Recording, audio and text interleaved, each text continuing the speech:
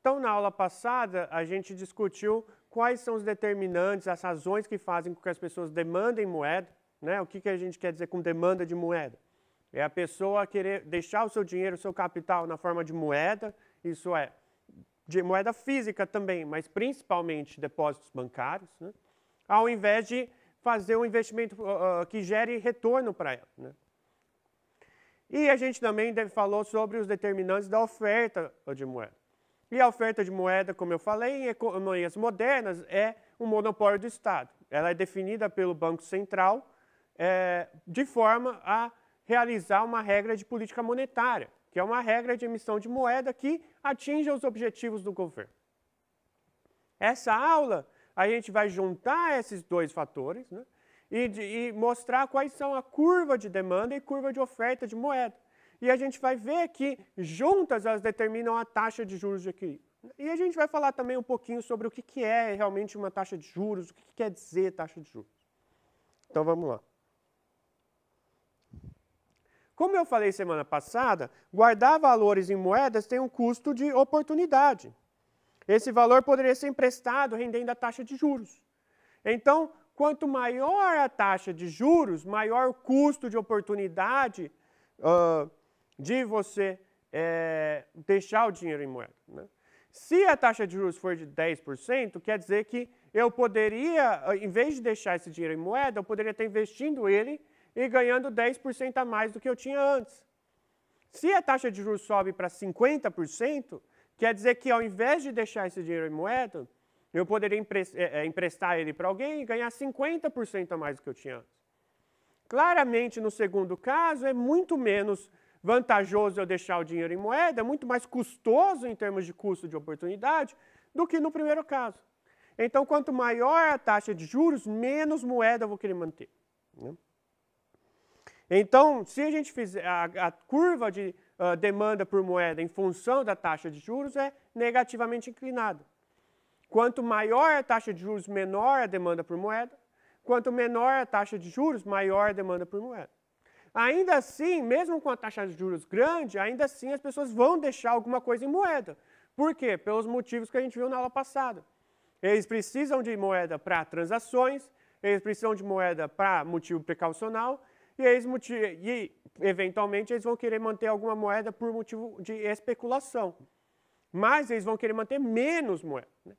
No motivo de especulação, por exemplo, você precisaria ter um retorno no seu ativo de moeda muito alto para valer a pena em comparação a você simplesmente emprestar esse dinheiro.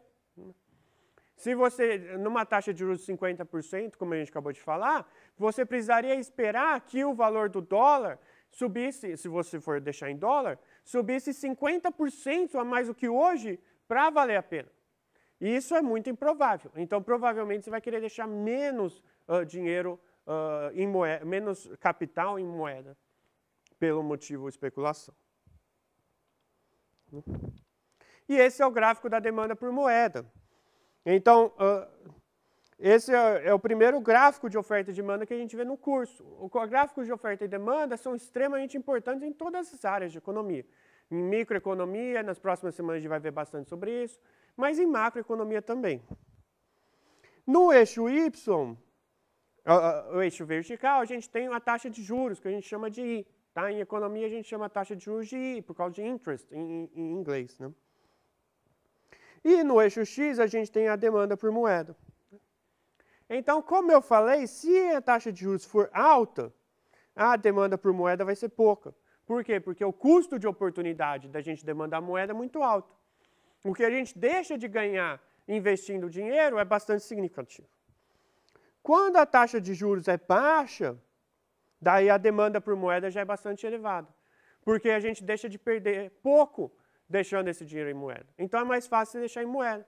Se a taxa de juros for de 2%, como em vários países avançados, em alguns países avançados, até 0%, até menos 0%, não tem nenhum motivo para você investir esse dinheiro numa taxa livre de risco, né? Então você deixa no banco mesmo. E a demanda por moeda vai ser muito alta.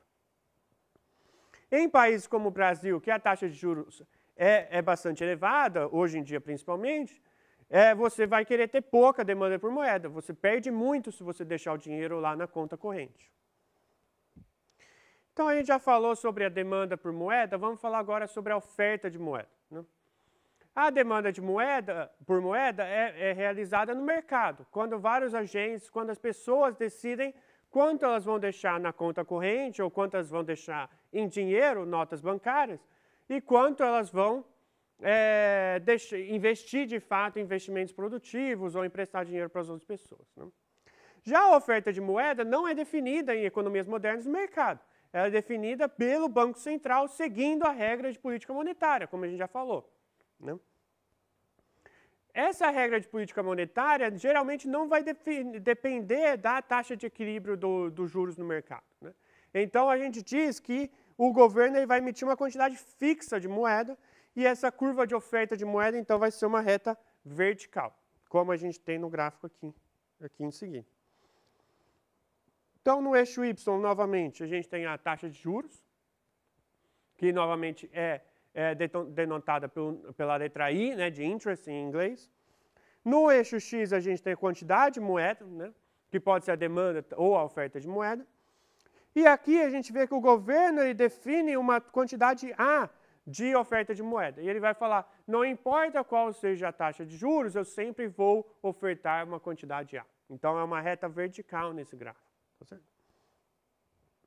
Retas verticais não são funções propriamente ditas, né? Mas aqui a gente faz uma aproximação nesse sentido. Tá?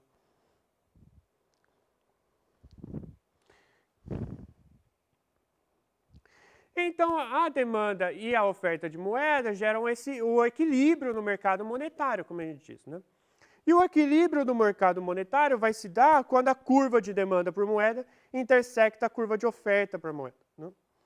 E como eu falei nesses gráficos, o eixo X denota a quantidade de moeda que tem na economia, o eixo Y a taxa de juros. E o encontro entre essas curvas denota a taxa de juros de equilíbrio. Então, é assim que a gente define a taxa de juros de equilíbrio, né? Como nesse gráfico. No eixo Y, de novo, né, é a taxa de juros. No eixo X é a quantidade de moeda, que é ofertada e demandada.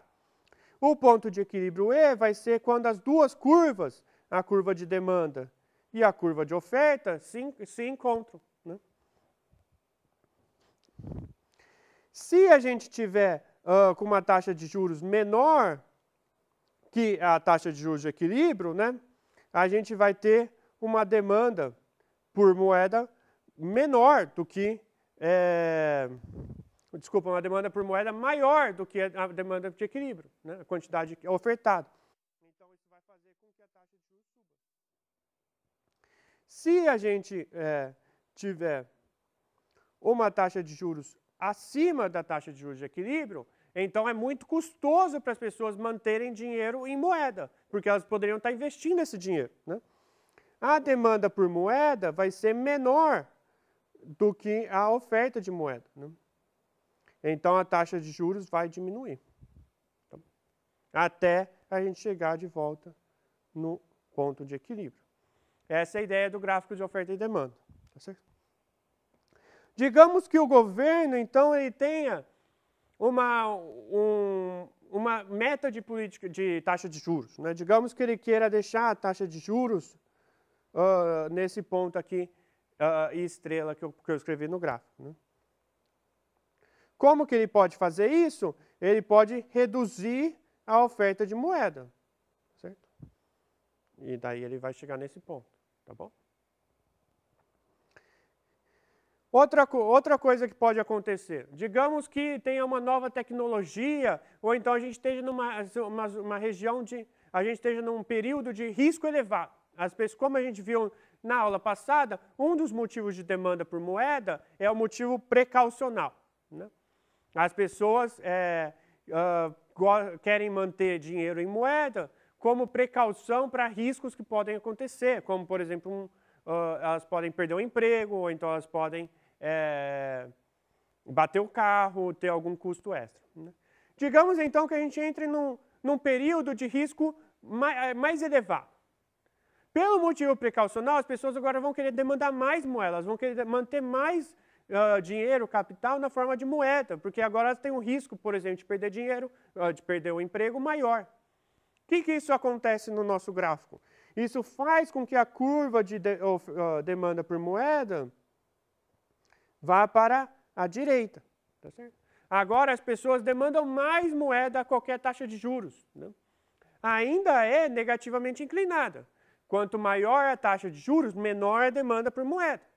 Mas a qualquer nível de taxa de juros, as pessoas demandam mais moeda agora. Né?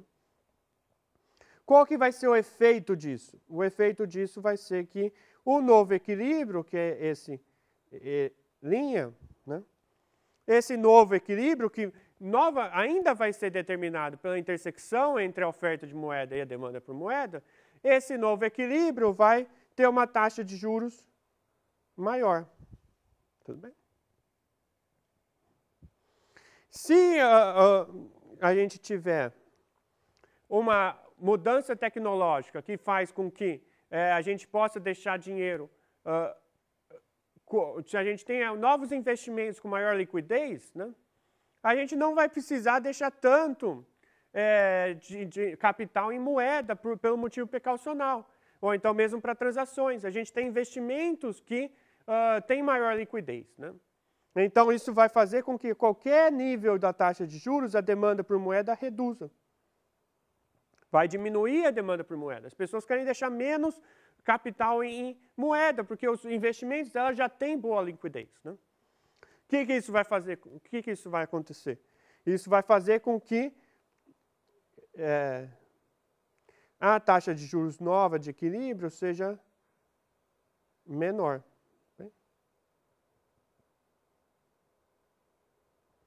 Vai reduzir a taxa de juros de equilíbrio.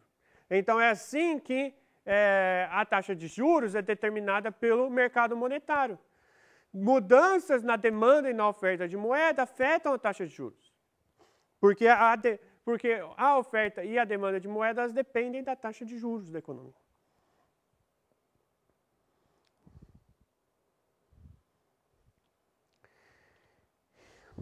Então, essa é a forma como a oferta e demanda por moeda determina a taxa de juros de equilíbrio da economia, né?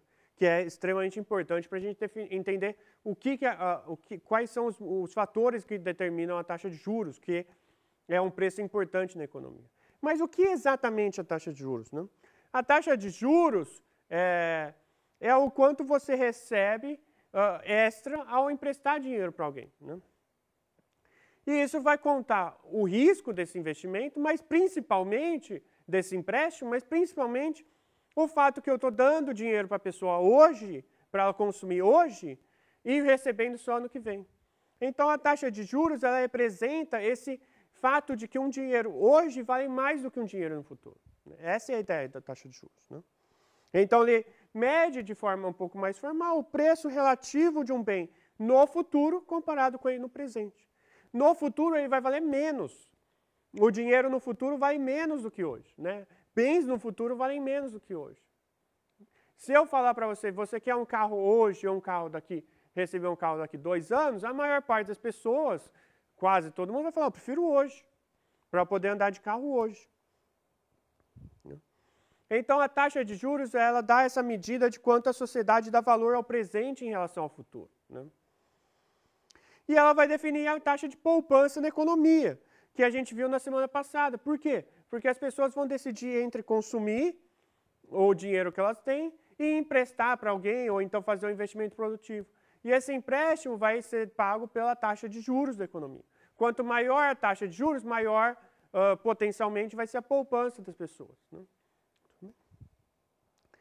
E o governo ele define a taxa de juros Selic. A taxa de juros Selic é do empréstimo interbancário, é a taxa de juros mínima da economia. Quando a gente vai no banco pegar um empréstimo, a gente vai pagar uma taxa de juros própria daquele empréstimo, que vai levar em conta o valor do dinheiro para o banco, poder de mercado potencialmente dos bancos e risco do empréstimo a mim, que vai ser uma taxa maior do que a taxa de Selic. Né? A taxa Selic é o que a gente também chama de uma taxa livre de risco, no sentido que ela só tem risco se o governo realmente deixar de pagar. o que a gente espera que não vai acontecer. No Brasil tem uma chance um pouquinho maior, mas em outros países a chance é quase nenhuma. Por isso a gente chama de taxa livre de risco. Foi a maior alta em pontos percentuais em quase 20 anos. O Comitê de Política Monetária confirmou as previsões do mercado e aumentou a taxa básica de juros pela 6ª vez seguida. Com isso, ela atinge o maior número desde 2017. No início daquele ano, a Selic estava em 13%. Passou a cair gradativamente até se estabilizar em 6,5% em 2018. Em meados do ano seguinte, novo rally de queda, até atingir a mínima histórica de 2%.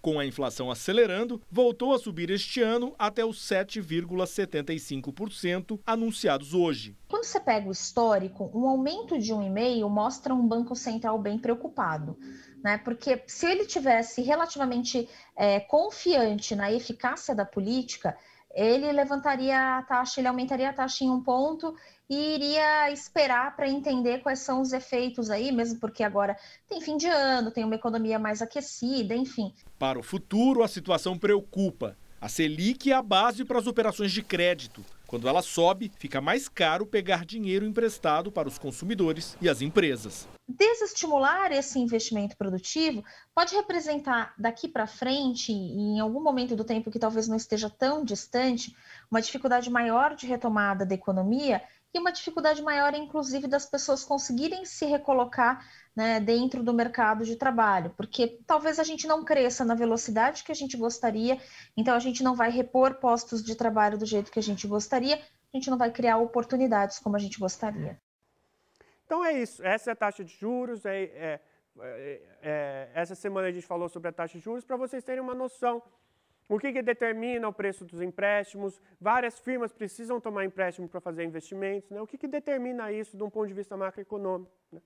E semana que vem a gente vai falar como essa taxa de juros que a gente viu essa semana interage com outro índice super importante, agregado econômico muito importante, que é o índice de preços da economia, né? Que é a inflação.